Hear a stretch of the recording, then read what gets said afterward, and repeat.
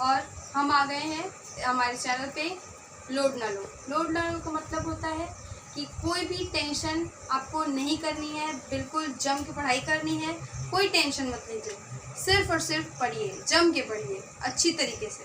हम लोग यहाँ पे आपको सब कुछ एक एक करके सब बताएंगे, ठीक है।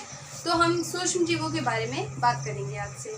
सूक्ष्म जीव क्या होते हैं? जो इतने छोटे होते हैं कि हमें नॉर्मल आइज से नहीं दिख सकते, हमें माइक्रोस्कोप देखना पड़ेगा। माइक्रोस्कोप में देखेंगे तब हमें वो दिखेंगे, नॉर्मली आप नहीं देख सकते। तो सबसे पहले किंगडम आता है, कौन सा? प्रोटोजोआ।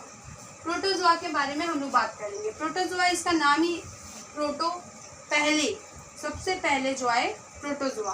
प्रोटोजोआ कैसे होते हैं? एक कोशिकी यानी कि यूनिसेलुलर होते हैं। इनकी सेल्स एक होती है और ये यूकैरियोटिक सेल्स से बने होते हैं। यूकैरियोटिक माने सिर्फ एक सेल रहेगी, उसमें केंद्रक नहीं रहेगा। केंद्रक नहीं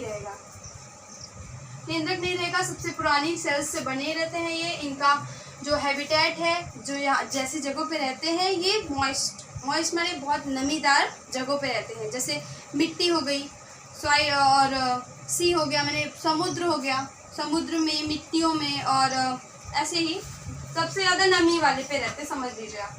हेटेरोट्रॉफ्स, इनका फूडिंग होता है, यानी कि इनको कुछ भी ये खा सकते हैं, चाहे शाकाहारी हो चाहे मांसाहारी हो, कुछ भी खाएंगे ये। छोटे हैं तो छोटा चीज़ खाएंगे। और कुछ होते हैं परजीवी यानी पैरासाइट, जो अपने ऊपर कोई भी लोड नहीं लेते हैं, दूसरों पे डिपेंडेड होके पूरी तरीके से भोजन करते हैं। तो ये हो गई बात इन लोगों की नॉर्मल कैरेक्टर्स की। इनका क्लासिफिकेशन हम लोग लोकोमोटरी ऑर्गन, जैसे किस चीज़ से चलेंगे, हम लोग तो पैरों से चलते हैं, इनका क्लासिफिकेशन बहुत बड़ा है। ये 4 प्रकार की क्लास में बटे हुए होते हैं। सबसे पहला आता है सिलिएटा, फ्लैजिलेटा, अमोबिडा एंड स्पोरोजोआ। सिलिएटा में एक विशेष प्रकार का ऑर्गन होता है जिसे कहते हैं हम सीलिया, और फ्लैजिलेटा में आता है फ्लैजिला, अमोबिडा में आता है स्यूडोपोडिया, और स्पोरोजोआ जो हमारा एक लौता क्लास है, उसमें कोई भी लोकोमोटरी ऑर्गन नहीं होता।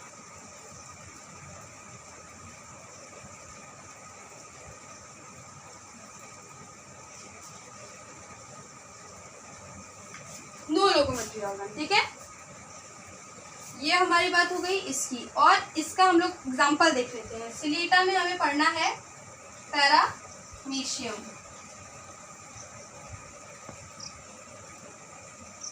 फ्लैजिला में हम पढ़ेंगे यूग्लिना,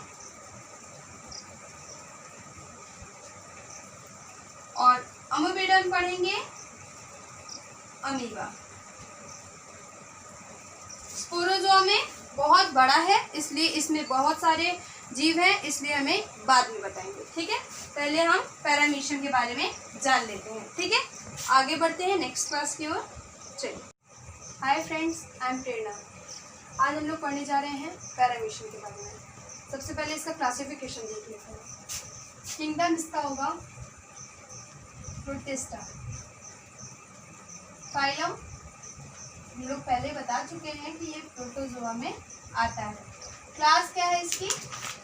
लोकोमोटरी ऑर्गन याद कीजिए, सीलिया एंड सिलिएटा, ठीक है। सीलिया से सिलिएटा बन रहा है। ऑर्डर क्या है हमारा? हाइमेनोस्टोमेटिडा।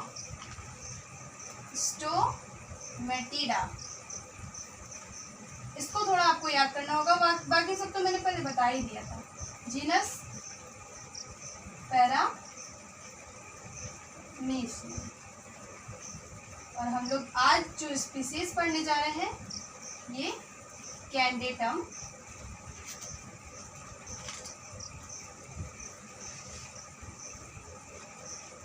कैंडेटम स्पीसीज है। दोनों में हम लोगों ने अंडरलाइन किया है, जो कि बहुत इंपॉर्टेंट है। बिना अंडरलाइन के हम लोग का कोई भी काम नहीं हो सकता।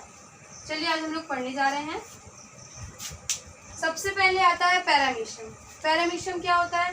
पैरामीशियम एक पानी के एक बूंद में होता है, ठीक है। ये सबसे इसका हम एक बहुत बड़ा फीचर बता दें कि आपको इसे कोई भी जगह आइडेंटिफाई करना हो तो ये किस आकार का होता है, स्लीपर आकार का होता है। पैरों में पहनने वाली स्लीपर के आकार का होता है, इसीलिए इसे स्लीपर कहते हैं बायोलॉजी में से, नॉर्मली नहीं।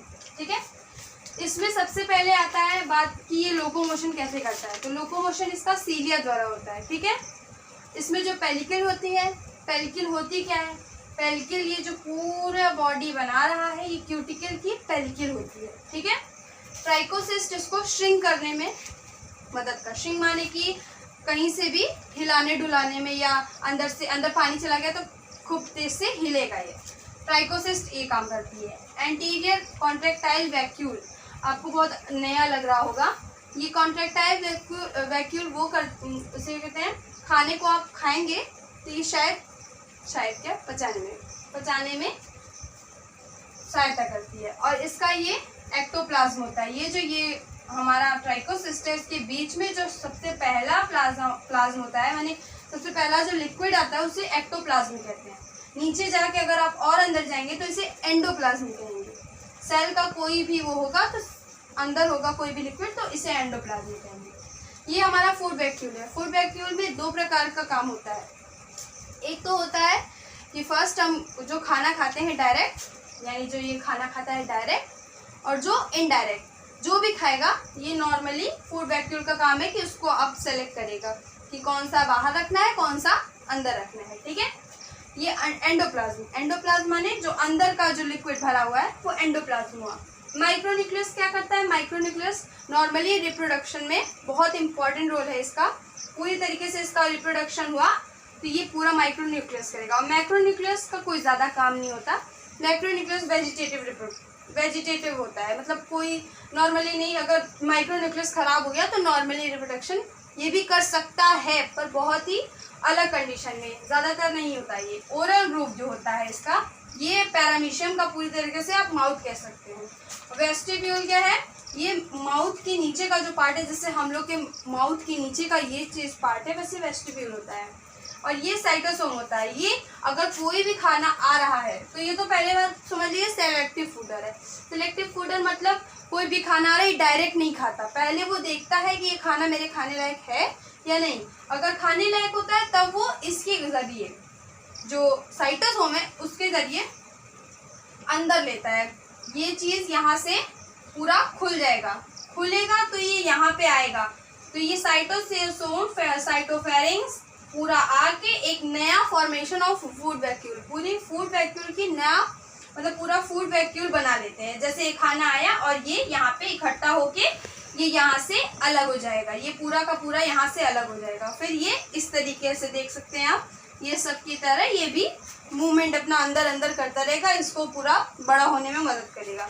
और ये साइटोपाइज क्या है, जैसे कि हम लोग एक्सक्रीशन करते हैं एनएस के द्वारा, वैसे इसका ये एनएस टाइप है। ठीक है, और ये पोस्टीरियर कॉन्ट्रैक्टाइल, जैसे मैंने कहा एंटीरियर और पोस्टीरियर कॉन्ट्रैक्टाइल के बारे में हम और पढ़ेंगे, बहुत ब्रॉड पे पढ़ेंगे। पहले आप इतना ही समझ लीजिए कि इसका ये वही वाला काम है। रेडियल कैनाल्स जो होती हैं ये भी कॉन्ट्रैक्टाइल वैक्यूल से वो करती हैं।